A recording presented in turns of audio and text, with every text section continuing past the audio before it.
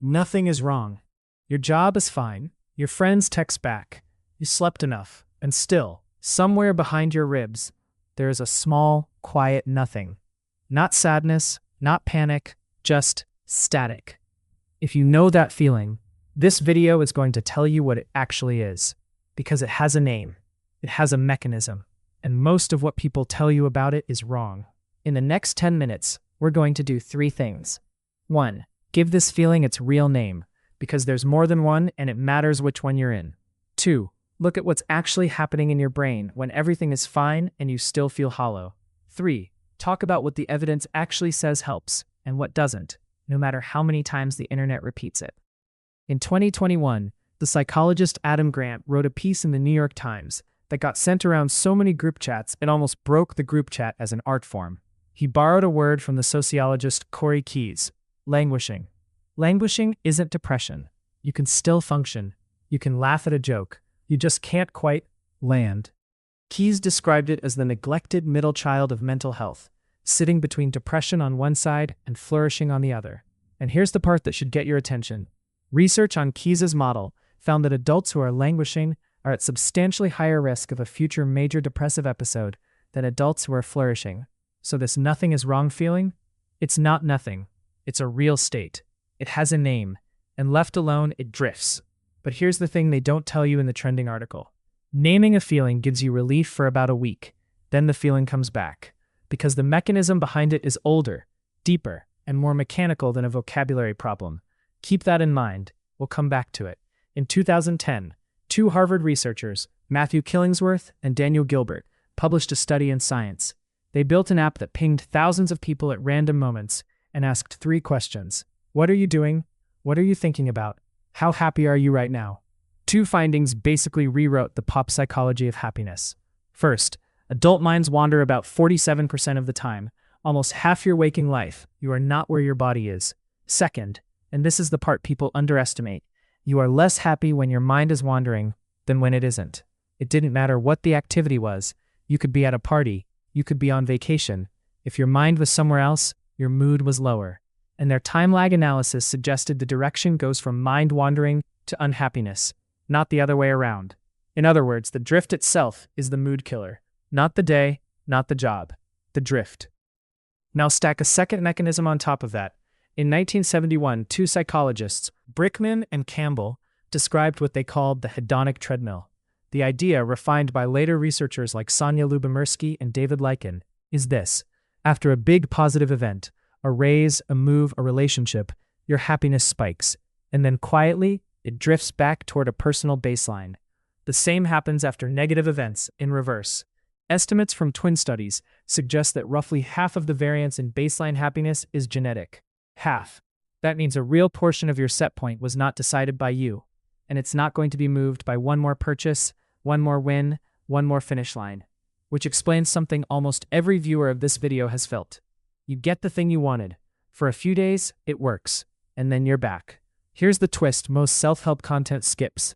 When you finally sit down, no task, no phone, no one around, a specific set of brain regions lights up.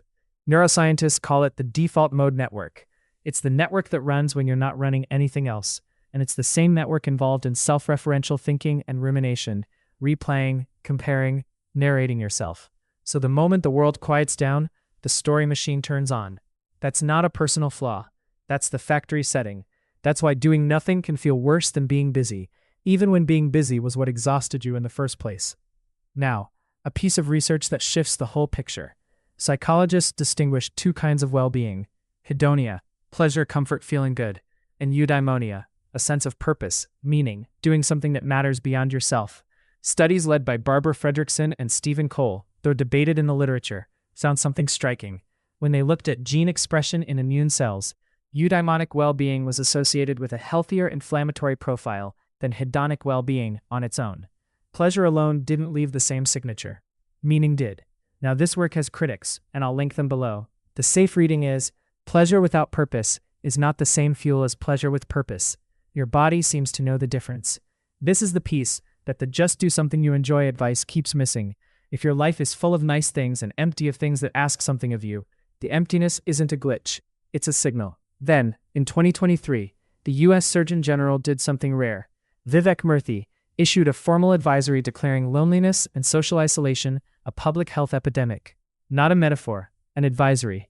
He wrote that about half of American adults reported experiencing loneliness even before the pandemic, and that a lack of social connection is associated with a 26 to 29% higher risk of premature death, a magnitude the advisory compared to smoking up to 15 cigarettes a day. But here's the part I want you to hold on to. The advisory carefully separated two things: objective social isolation, being physically alone, and loneliness, the subjective experience of disconnection. You can have friends, a partner, a full calendar, and still be lonely. You can also live alone and be at peace. It's not the count, it's the connection. So if you feel empty in a full room, you're not broken. You're describing something the science already had a name for. So let's close the loop from the beginning. The feeling of nothing is wrong and something is still off is not a hidden pathology. It's the overlap of four ordinary systems doing what they always do.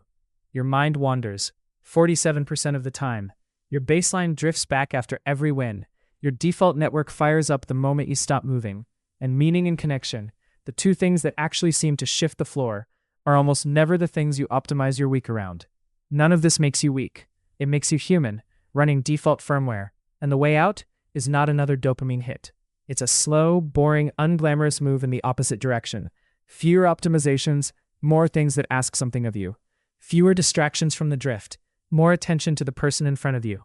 Fewer promises that pleasure will fix it, more acceptance that meaning has to be built, not bought. The emptiness isn't the enemy, it's the part of you that already knows the difference. If one of these, the wandering mind, the treadmill, the default network, the meaning gap, the social floor, landed harder than the others, tell me which one in the comments. That's the one to start with. And if there's someone in your life who's been saying, "I'm fine, I don't know why I feel this way," send this to them. They probably don't need advice.